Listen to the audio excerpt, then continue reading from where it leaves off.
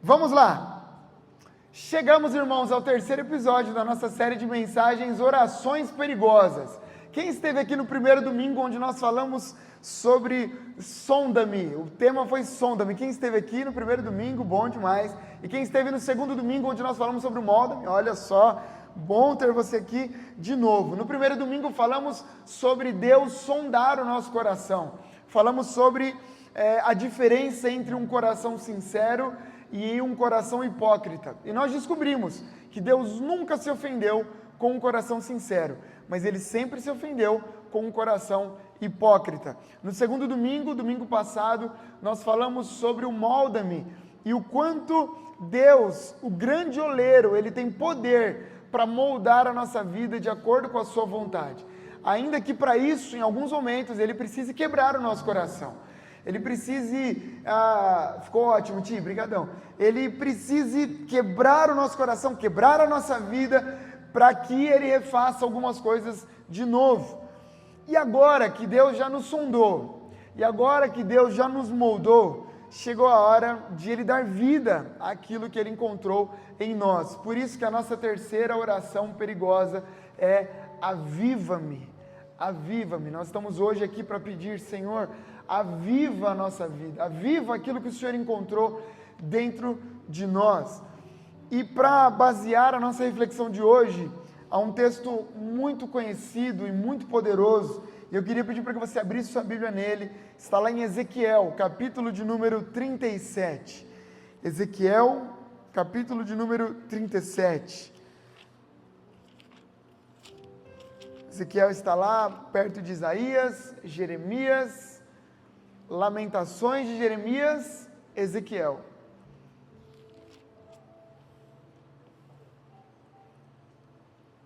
Ezequiel capítulo 37, nós vamos ler a partir do primeiro versículo.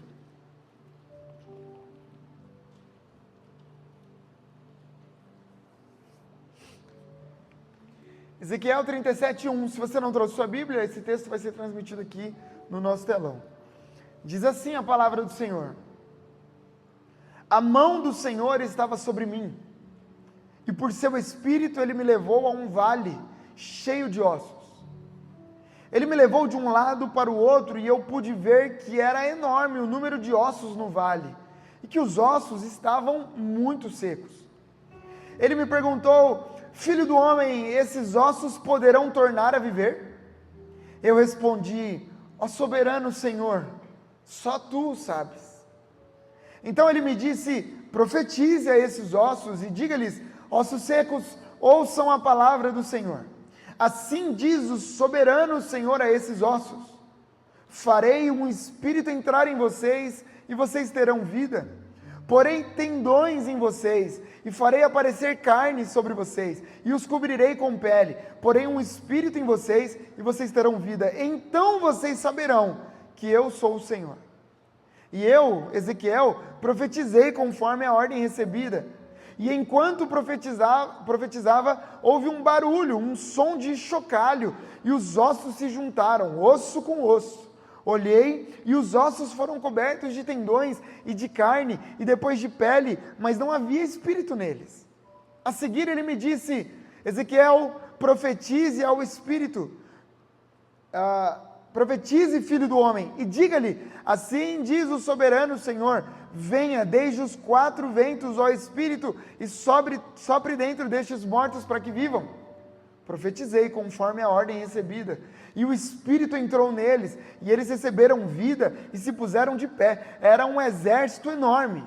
Então ele me disse: filho do homem, esses ossos são toda a nação de Israel. Eles dizem: nossos ossos se secaram, e nossa esperança se foi, fomos exterminados. Por isso profetize e diga-lhes: assim diz o soberano Senhor, ó meu povo, vou abrir os seus túmulos e fazê-los sair. Trarei vocês de volta à terra de Israel, e quando eu abrir os seus túmulos e os fizer sair, vocês, meu povo, saberão que eu sou o Senhor. Porei o meu espírito em vocês, e vocês viverão, e eu os estabelecerei em sua própria terra. Então vocês saberão que eu, o Senhor, falei e o fiz seus companheiros. Palavra do Senhor. Deus, obrigado por essa palavra. Nós te louvamos e te pedimos, fale com a gente, aviva a tua igreja nessa manhã. Deus, que ossos secos ouçam a palavra do Senhor e voltem a viver para a glória do seu nome. Nós oramos e desde já profetizamos em nome de Jesus. Amém e amém. Irmãos, esse é um texto muito conhecido da palavra do Senhor, mas antes de aprofundar a nossa visão nesse texto, é importante a gente entender um pouquinho de quem era Ezequiel. Ezequiel é um dos chamados profetas maiores. A Bíblia, no Antigo Testamento, ela se divide entre muitos textos, né? O Pentateuco, os livros históricos, os livros poéticos, e aí a gente chega nos profetas maiores e os profetas menores. Os profetas maiores, como Ezequiel, Jeremias, Isaías, eles não são maiores porque eram grandes em estatura, ou eles não são maiores porque eles eram mais importantes do que os menores. Eles são maiores simplesmente porque escreveram mais. Você vai olhar para Ezequiel e você vai ver que a escrita de Ezequiel, nós estamos aqui no capítulo 37, mas Ezequiel segue um pouco mais. Aí você compara com profetas menores, como Naum, como Sofonias, você vai ver que a escrita é muito menor. O Ezequiel, ele foi um homem que nasceu em Jerusalém, ele era filho de um sacerdote, e quando a gente estuda a palavra de Deus, a gente vai descobrir que a função sacerdotal é uma função que passa de pai para filho. Quer dizer, o pai era sacerdote, o filho naturalmente vai ser sacerdote também. Então, quando Ezequiel olhava para a sua própria jornada, era comum que ele entendesse que o seu destino era um destino sacerdotal. Ele já poderia olhar e entender que ele deveria se preparar para assumir a função que era do seu pai dentro do templo do Senhor. A vida de Ezequiel deveria ser uma vida inteiramente dedicada ao serviço e à adoração dentro do templo, como foi com seu pai. Qual é o problema? O problema é que os tempos foram passando e os planos teriam que ser mudados drasticamente, porque o templo foi destruído pelos inimigos de Israel. Nessa fase onde Ezequiel ele está atuando, o templo já foi destruído. E aqui, só a título de exemplo, é como se você se preparasse a vida inteira para uma profissão. Então você diz assim, eu quero ser astronauta. E aí você estuda para ser um astronauta, você pesquisa para ser um astronauta, você faz estágio para ser um astronauta, mas quando chega a sua vez de ser astronauta, a função de astronauta não existe mais. É no mínimo frustrante. É no mínimo você olhar e falar, puxa vida, eu entreguei minha vida inteira para isso, e agora quando chegou a minha vez de ser sacerdote no templo, o templo não existe mais. Foi exatamente o que aconteceu com Ezequiel. Aos 30 anos de idade, quando é o tempo onde um sacerdote deveria começar o serviço no templo, ele agora se vê longe de tudo aquilo que ele conhecia. Tudo que ele se preparou uma vida inteira para viver, agora não tem mais. Bem na sua vez não tem altar, bem na sua vez não tem sacrifício, bem na sua vez não tem incenso. Agora, o mais impressionante disso tudo é que justamente nesse lugar onde não há mais templo, o templo está fechado, quem sabe até de questionamentos por parte de Ezequiel, porque se sou eu questionaria. Eu diria, Senhor, como assim o Senhor me fez preparar para tudo isso e agora não tem? Nesse lugar de questionamento, nesse lugar de templo fechado, Deus decidiu mudar a chave de Ezequiel e transformá-lo num profeta.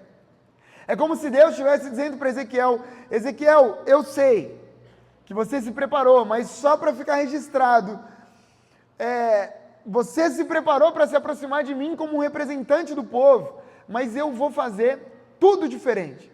Por quê? Porque eu não dependo das estruturas religiosas para levantar alguém à posição que eu desejo.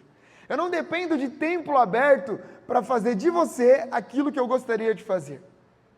O templo está fechado. Mas Ezequiel, a partir daqui, você verá o céu se abrir sobre a sua história, em nome de Jesus. O que parecia para muitos o fim de um ministério, foi na verdade o início de um chamado. Deus estava mostrando para Ezequiel e também para nós, que o avivamento que Ele quer trazer não depende do lugar, não depende da estrutura religiosa, mas sim da presença de Deus, independente de onde Ele nos colocar. E é nesse pano de fundo que Deus decide dar uma visão a Ezequiel. E dentre as visões que Deus deu a Ezequiel, a gente chega no texto que a gente leu. O capítulo 37 vem dizer que a mão do Senhor estava sobre Ezequiel, levou ele a um vale, mas não era um vale qualquer, era um vale, imagine só a cena, um vale cheio de ossos. Imagine muitas pessoas que morreram, as suas carnes foram comidas pelo tempo, só sobraram os ossos, e agora Ezequiel está diante desse vale cheio de ossos. Um vale coberto por ossos brancos, por conta do tempo, ressequidos do tempo. É um cenário de morte, é um cenário de destruição, é um cenário de impossibilidade de qualquer tipo de vida, de transformação. E essa visão não era uma cena simbólica, era Deus dando um retrato de como a nação de Israel estava. Deus está dizendo: ei, Israel está assim, e eles tanto estão assim que eles dizem que estão assim. Eles estão dizendo: os nossos ossos estão ressecados. Por quê? Porque Israel está longe da sua terra natal, Israel foi levado cativo para a Babilônia, e o templo está destruído, o povo está perdendo a fé, e nesse contexto de desespero, é onde Deus decide mostrar para Ezequiel que ainda havia uma possibilidade de trazer vida. No meio daquele cenário, Deus faz uma pergunta, que à primeira vista pode até parecer um pouco cruel. Olha o que Deus diz para Ezequiel: filho do homem, esses ossos poderão tornar a viver? É o tipo de pergunta que para mim revela um pouco do senso de humor de Deus. Porque é só a gente olhar, e honestamente é impossível ossos naquele nível voltarem à vida. É o tipo de pergunta, Renatão, que a gente responde para o Senhor e fala: Senhor, o Senhor está de brincadeira, não, vamos falar com honestidade? Não dá. Mas o Ezequiel é diferente. Sem ousar responder com incredulidade, olha a resposta dele: ó soberano Senhor, só tu o sabes. A resposta de Ezequiel é uma resposta firme e confiante, como quem diz: Senhor, se tem alguém nessa conversa que consegue dizer se pode existir vida para esses ossos, esse alguém é o Senhor. Deus então dá uma ordem para Ezequiel para profetizar, lançando palavras de vida sobre todo aquele cenário. O Ezequiel obedece e de repente ele começa a ouvir barulhos como de chocalho. Os ossos começam a se unir, tendões começam a se formar, e aquilo que até agora há pouco não tinha nada, de repente começa a se juntar. E o texto diz que mesmo de pé, ainda faltava alguma coisa. O Senhor então dá uma nova ordem. Olha só a ordem do Senhor. Ezequiel, profetiza ao Espírito. Profetiza, filho do homem, e diga: vem dos 4 ventos, ó Espírito, e assopra sobre esses mortos para que vivam. Ezequiel então profetiza, e mais uma vez, mediante a sua ação, o vento soprou. E o que antes era morte, agora é um exército poderoso, cheio de vida. Agora, depois dessa visão, eu fico imaginando o coração de Ezequiel, porque ele estava diante de algo impossível, mas acabou de ver o impossível acontecer diante dos seus olhos. A visão surge, e aquilo que até pouco tempo atrás, alguns minutos, era só pó, era só morte, agora está marchando em um exército cheio de vida. Irmãos, eu creio de todo o meu coração que é exatamente isso que Deus quer fazer em nós e através de nós. A oração de hoje é a oração do aviva-nos. É o tipo de oração que precisa nos tirar do lugar onde nós estamos. Porque talvez, assim como Ezequiel, nós também estejamos cercados por vales. Nós estamos cercados por vales na política. Estamos cercados por vales talvez na nossa vizinhança. Estamos cercados por vales ministeriais. Estamos cercados por vales dentro da nossa casa. Quem sabe você está vivendo o vale do desânimo, o vale do cansaço, o vale da frieza espiritual. E hoje Deus está nos perguntando exatamente o que perguntou para Ezequiel: ei, João, Maria, Pedro, pastora Ana, pastor Márcio, será que esses ossos podem voltar a viver? É sobre isso que eu quero refletir com vocês a partir daqui. Porque olhando para esse texto, eu enxergo pelo menos 2 realidades que a gente tem que viver, se nós queremos experimentar avivamento. Quantos aqui desejam experimentar avivamento em alguma área da sua vida? Diga amém. Eu desejo. Agora, para a gente viver esse mesmo avivamento que Ezequiel viveu, algumas coisas precisam acontecer. algumas verdades precisam estar estabelecidas na nossa mente. Primeira verdade, o verdadeiro avivamento sempre começa pela palavra de Deus na boca de gente comum. O verdadeiro avivamento sempre começa pela palavra de Deus na boca de gente como eu e como você. O texto que nós lemos é claro. O avivamento começou quando Ezequiel, um homem comum, abriu a boca e falou o que Deus mandou ele falar. Simples assim. Vida surgiu, Rodrigão, quando Ezequiel abriu a boca e quando ele falou aquilo que Deus mandou ele falar. Irmãos, eu fiquei pensando, ninguém duvida que Deus poderia ter dado uma ordem para aquele exército. Ninguém duvida, porque Deus é soberano, criador dos céus e da terra, Ele criou você, criou a mim, como nós aprendemos no Salmo que nós pregamos no primeiro domingo. Se Deus gerou os tendões, se Deus gerou tudo, Ele poderia falar assim, Ezequiel, fica olhando que eu sou poderoso para fazer. E aí Ele dá uma ordem, e aquilo que era morto começa a viver. Ele poderia, mas Ele escolheu usar a boca de um homem comum. Um homem ferido, um homem que viu o templo ser destruído, um homem que viu o seu povo ser levado cativo, um homem que estava vivendo a dor do colapso espiritual da sua nação. E é justamente ali que está para mim o grande poder desse texto, porque Deus escolheu alguém que estava no meio do vale para profetizar o vale. Deus escolheu alguém que estava vivendo o terror de um vale de morte para profetizar para um vale que estava cheio de morte.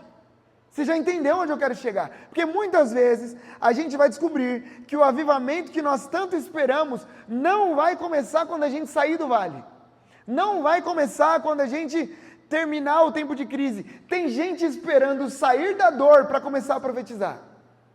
Tem gente esperando sair do vale para começar a falar algo novo. Não, pastor, porque quando a crise acabar, eu estou vivendo uma crise financeira, eu estou vivendo uma crise familiar, emocional, aí sim, quando essa crise passar, eu começo a profetizar. Não, eu ouso dizer, irmãos, que na maioria das vezes, avivamento virá quando nós tomarmos a decisão de profetizar mesmo no meio do caos, de profetizar com fé mesmo no meio da crise.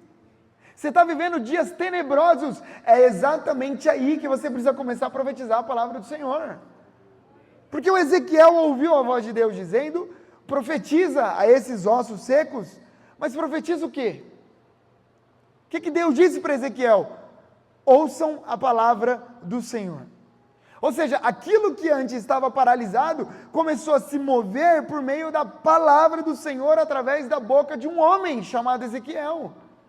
Irmãos, eu não estou falando aqui sobre confissão positiva, não. Eu já brinquei sobre isso outras vezes. Sabe, confissão positiva é quando você acorda e fala qualquer coisa que vem na sua cabeça. Você fica na frente do espelho e fica lá, eu sou um leão, eu sou um leão. Não, isso vai ser no mínimo constrangedor. Se a sua esposa ver, ela vai pedir o divórcio. E eu vou falar, pede mesmo que esse cara ficou maluco. Então não fica fazendo esse tipo de coisa que é esquisito. Não é confissão positiva, não, eu já estou vendo dinheiro na minha mão, dinheiro na minha mão, dinheiro na minha mão e esquece esse negócio.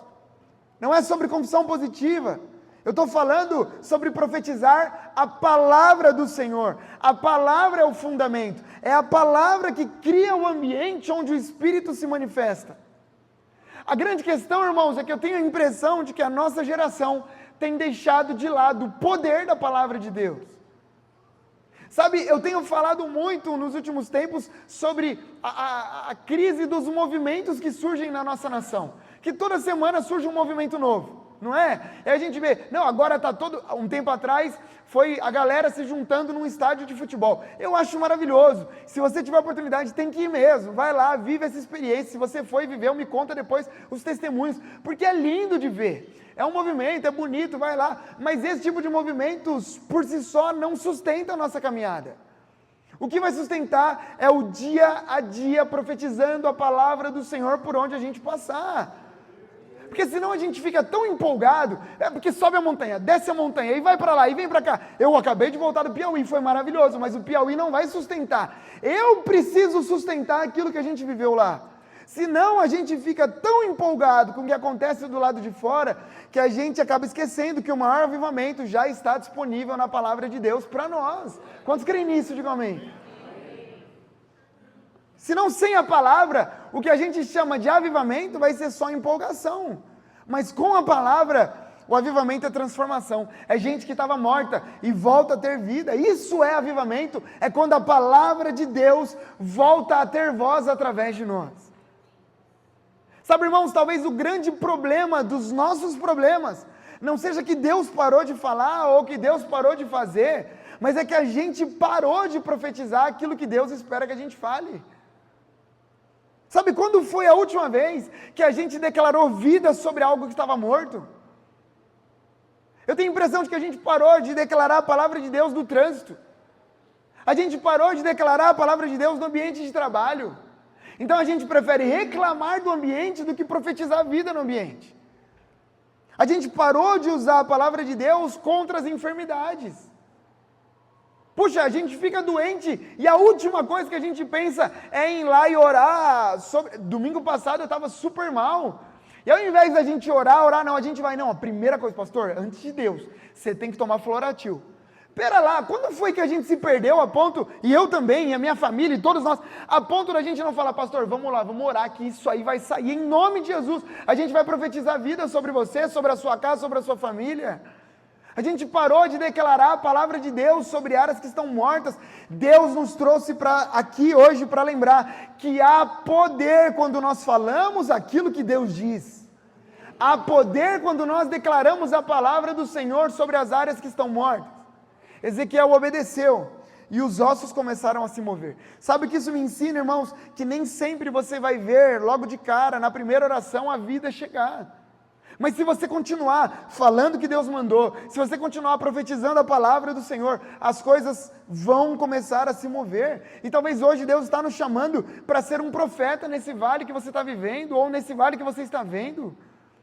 Talvez há áreas da sua vida, ou de pessoas próximas a você, que estejam como esse vale, que estão secas, estão mortas, casamentos ao seu redor que estão à beira do colapso, empresas que estão falindo, gente que está doente ao seu redor, e Deus está dizendo hoje, ei, eu estou te chamando para profetizar vida por esses lugares em nome de Jesus. Deus está dizendo, use a minha palavra para gerar transformação por onde você passar, porque há poder na palavra do Senhor, através da sua vida, através da minha vida, em nome de Jesus. Ezequiel não tinha poder nele mesmo.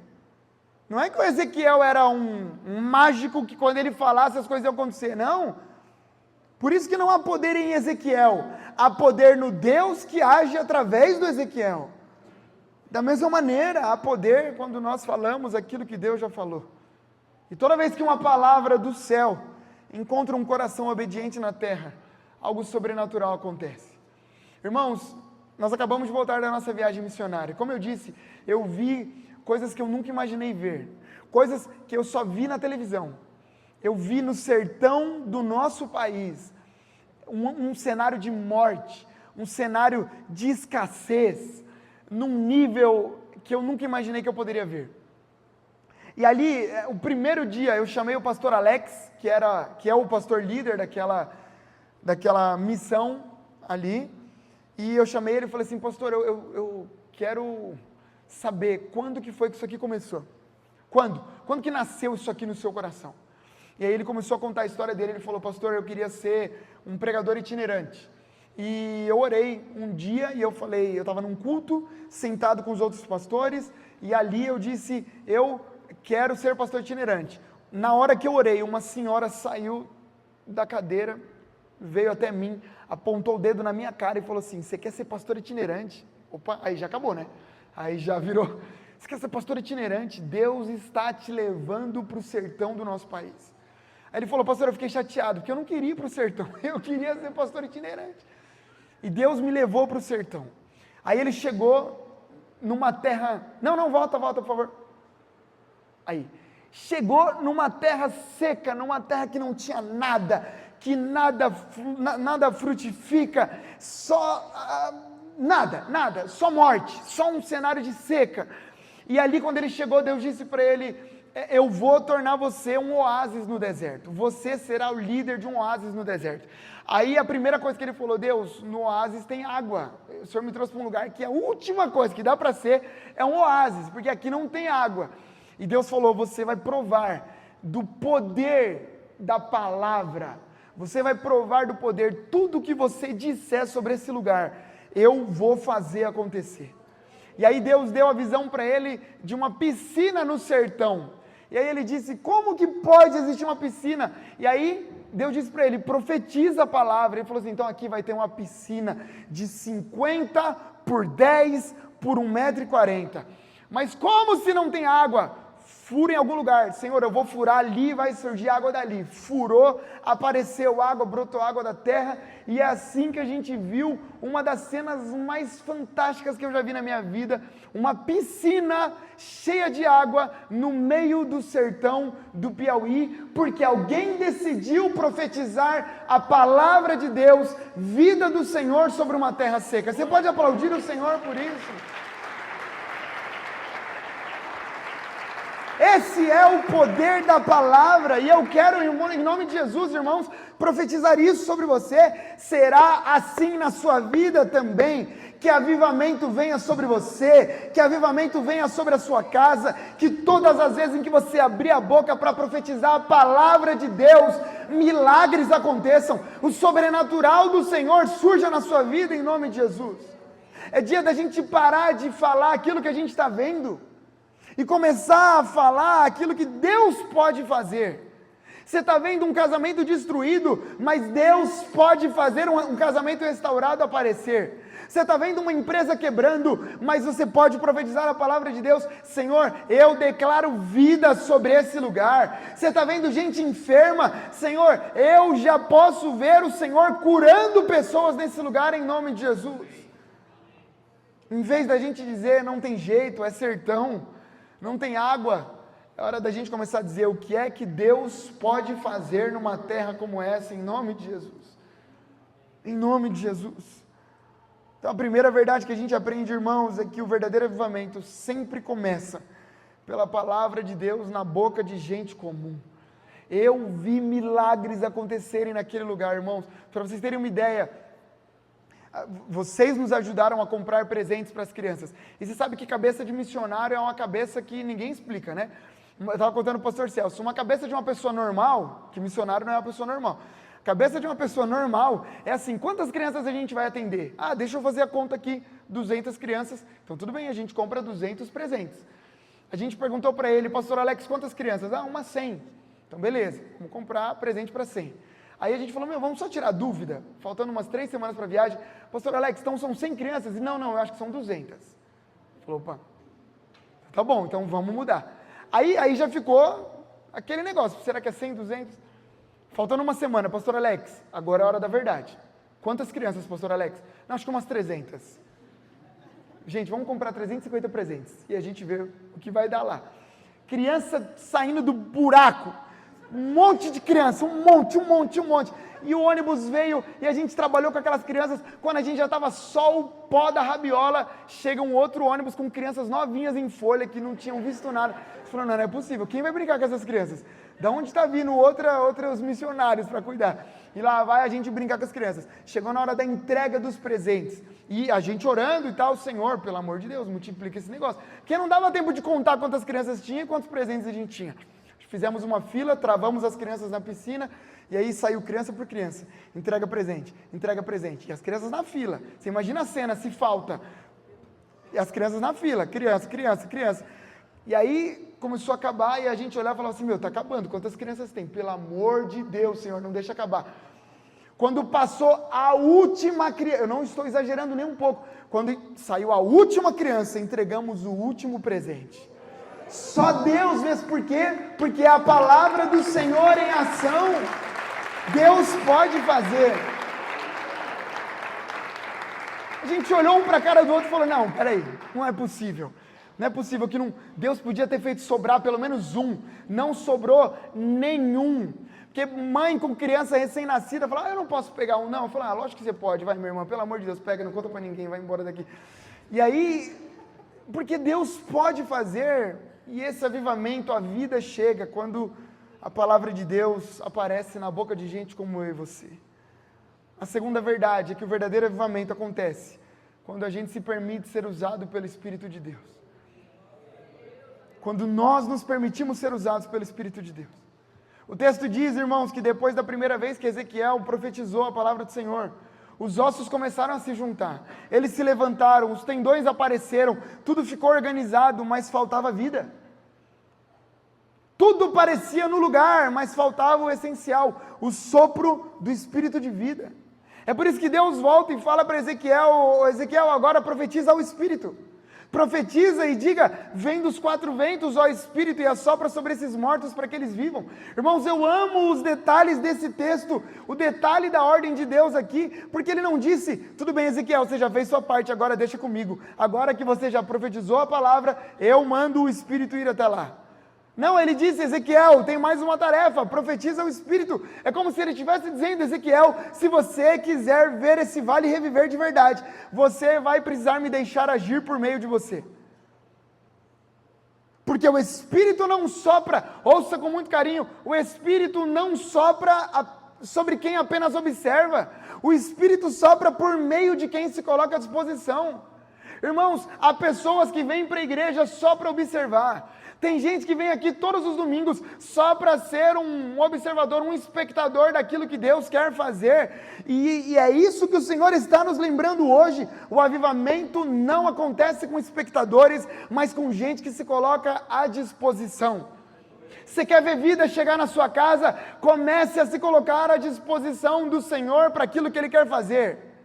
Deus não sopra sobre quem assiste, Ele sopra através de quem decide fazer parte daquilo que Ele quer produzir na terra. Sabe, irmãos, quantas vezes a gente ora: Senhor, sopra, ai, Senhor, alcança, ai, Senhor, alimenta, ai, Senhor, faça alguma coisa. E hoje o Espírito está dizendo: eu quero soprar, mas eu quero usar você para soprar a vida. Ai, Senhor, alcança o Nordeste brasileiro. Alcança nada, agora é hora da gente fazer alguma coisa. A conversa que a gente teve lá, no primeiro dia, nós juntamos os nossos missionários, o pastor Soeiro me chamou, e a gente falou assim: gente, e agora? Porque a gente vai passar aqui 3 dias, mas será que o que Deus tem para fazer aqui no sertão do Brasil é só de 3 dias? E nós estamos orando, irmãos, orando não, a gente já decidiu na verdade, a gente só quer saber como Deus vai fazer, porque lá se tornará uma base missionária da nossa igreja no sertão do nosso país. A gente já conversou com o pastor Alex, a gente já disse: pastor, você pode seguir, você é um cara sério, você é um homem de Deus, mas nós queremos ser parte do que Deus quer fazer no sertão do nosso país. É Deus dizendo: eu quero salvar, eu quero libertar, só que para isso eu estou esperando você se colocar à disposição, meu irmão, minha irmã. O mesmo Espírito que encheu Ezequiel de autoridade para profetizar, Ele quer encher a você, Ele quer encher a mim, para liberarmos vida onde há morte. Só não perca de vista o segredo desse texto, porque Ezequiel precisou profetizar pelo menos 2 vezes. Ele viu parte do milagre, ele precisou continuar ouvindo e obedecendo a voz de Deus logo na sequência. Por quê? Porque avivamento não é um evento, avivamento é um processo do Senhor.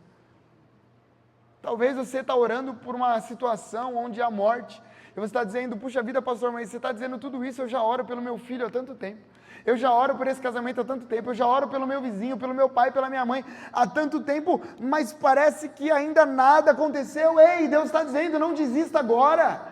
Continue profetizando, continue orando, continue crendo, porque quando você menos esperar, o vento do Espírito do Senhor virá sobre a sua vida e sobre a sua casa, em nome de Jesus. Mesmo Deus que começou o movimento, Ele é fiel para soprar sobre ele até que haja vida. Sabe o que é lindo, irmãos? O texto termina dizendo que depois que o Espírito soprou, eles se puseram de pé como um grande exército, um exército enorme. Não eram mais ossos soltos, não eram mais corpos espalhados, era um grande exército. Por quê? Porque o Espírito, ele não trouxe só vida, o Espírito trouxe propósito para aquele lugar. É por isso que avivamento não é só sentimento. É muito gostoso, irmãos, eu sou apaixonado quando Deus age e a gente sente Deus agir. É gostoso quando a gente está num lugar como esse, em lugares, como eu disse, dos movimentos que a gente falou, e Deus fala com a gente, e Deus age, e a gente sente algo especial, mas isso não é, avivamento não é só isso. Avivamento é quando Deus encontra espaço em nós, para fazer algo. Não é só a gente sentir, mas é quando a gente sente e faz alguma coisa com aquilo que a gente sentiu. Porque tem muita gente emocionada, chorando, cantando os louvores, mas se isso não for canalizado em ação para abençoar a nossa nação, para abençoar as pessoas ao seu redor, para abençoar a sua família, não vai adiantar de nada. Avivamento é quando a gente chora aqui, mas avivamento também é quando as nossas crianças se juntarem nesse espaço onde a gente já sabe que haverá vida e elas estiverem ali aprendendo a palavra do Senhor e da nossa igreja saírem vereadores, prefeitos, governadores, presidentes, eu não sei, missionários, profetas, gente para toda a nossa nação que vão sair daqui, desse lugar onde a gente está profetizando vida. Sabe, avivamento é quando Deus encontra espaço em você para fazer alguma coisa. Quando a gente para de achar que é responsabilidade da igreja, do pastor, e a gente começa a dizer, não, o pastor não está aqui, mas eu estou, e eu vou profetizar e haverá cura nesse lugar em nome de Jesus. Os morávios, um dos movimentos mais marcantes de avivamento na história da igreja, lá do século XVIII, eles viveram sob a liderança de um cara chamado Zinzendorf, um conde da época. Eles carregavam uma frase que é a expressão exata do que Deus está falando com a gente hoje aqui. Ei, guarde isso, nunca ore por algo que você não possa ser parte da resposta. Nunca ore por algo que você não possa ser parte da resposta. Senhor, alcance o sertão do nosso país, mas se o Senhor quiser me levar para lá, pode levar, está tudo certo. Senhor, cura o meu vizinho, e se o Senhor precisar de mim para ir lá orar, pode contar comigo. Senhor, completa a reforma da nossa igreja, mas conte comigo para fazer parte dessa história. Senhor, eu estou orando pelo meu marido, pela minha esposa, pelos meus filhos, mas, ó Deus, eu não quero só algo sobrenatural, eu quero ser parte daquilo que o Senhor tem para fazer. Aqueles homens entendiam que o verdadeiro avivamento não acontece quando a gente pede alguma coisa para Deus, para Ele se mover, mas quando a gente se dispõe a ser um movimento de Deus na terra. Não é à toa que nós somos chamados de o corpo de Cristo. Ele é o cabeça. Ei, você é a mão de Jesus na terra, você é o pé de Jesus na terra, você é aquele que precisa tocar onde Jesus tocaria, você é aquele que precisa pisar onde Jesus pisaria. Ei, hoje é dia de dizer, Senhor, aviva-nos, mas permita que a gente seja parte daquilo que o Senhor quer fazer. Permita que o nosso avivamento aconteça através de nós. Sabe, irmãos, a minha oração hoje é que sejamos capazes de viver essa palavra. Ei, eu não tenho dúvida de que Deus está te chamando para profetizar vida por onde você passar. Que assim como Ezequiel se tornou resposta em Jerusalém, assim como o pastor Alexandre está se tornando resposta lá em Serra do Inácio, no Piauí, que assim também a gente abrace o chamado do Senhor, de sermos instrumentos da palavra dEle e do sopro dEle para esse tempo, que não sejamos espectadores daquilo que Deus está fazendo, irmãos, em nome de Jesus. Deus está fazendo coisas lindas nos nossos GCs, a vida chegando nos nossos GCs, quem sabe seja a hora de você se envolver num grupo de conexão. Deus está fazendo algo lindo, cuidando através da nossa escola bíblica, cuidando de casais, cuidando das finanças. Ontem eu estava olhando os meus planos, para dar em São Bernardo, e eu olhei e teve um que ficou para trás. Eu estou orando por alguém, por um casal, para trabalhar com finanças dentro da nossa igreja. Porque nós temos um curso chamado Crown, que é um curso de finanças, só que a gente precisa de alguém para poder dar essa aula, aprender primeiro para poder dar. Então quem sabe Deus está te chamando, colocando no seu coração aí, pastor, eu estava orando por algo e Deus está me levantando hoje para ser essa pessoa. Vamos conversar, porque avivamento precisa chegar para a história financeira dos nossos irmãos. Então tem gente cuidando de casais, tem gente para cuidar das finanças, tem gente para cuidar dos noivos, tem que ter gente para fazer, porque avivamento não é só emoção, avivamento é a palavra de Deus em ação no coração das pessoas.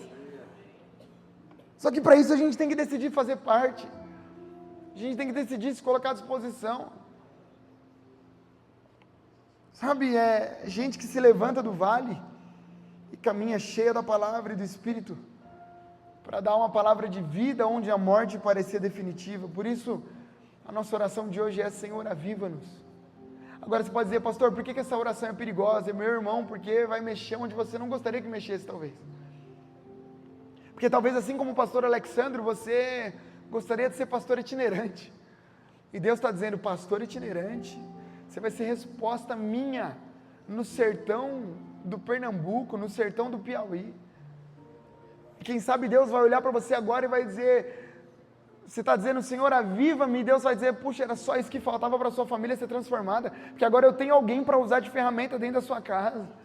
Era só isso que faltava para essa igreja mudar, era só isso que faltava para essa cidade mudar. É gente que está reclamando da política e talvez, ouça, em nome de Jesus, eu profetizo, Deus vai levantar homens e mulheres dentro da política aqui na nossa igreja, porque é muito melhor do que a gente ficar demonizando a escuridão, é a gente acender a nossa vela, é a gente dizer, ei Senhor, usa-me como luz na escuridão. Não adianta a gente ficar falando mal do Lula, do Bolsonaro, do Alckmin, de todo mundo, se a gente não falar, ei, esse negócio é comigo também, eu vou fazer parte, eu vou estudar, eu vou me preparar, eu vou ser um homem de Deus, uma mulher de Deus dentro da política na nossa nação. Avivamento sobre nós. Hoje é dia da gente orar, Senhor, faz de nós uma ferramenta de avivamento para a nossa geração, em nome de Jesus. E quem sabe no meio da seca, Deus pode fazer surgir uma linda piscina para a glória do nome dEle, através de você. Eu quero orar por você. Se você pode se colocar de pé, por favor, aí onde você está.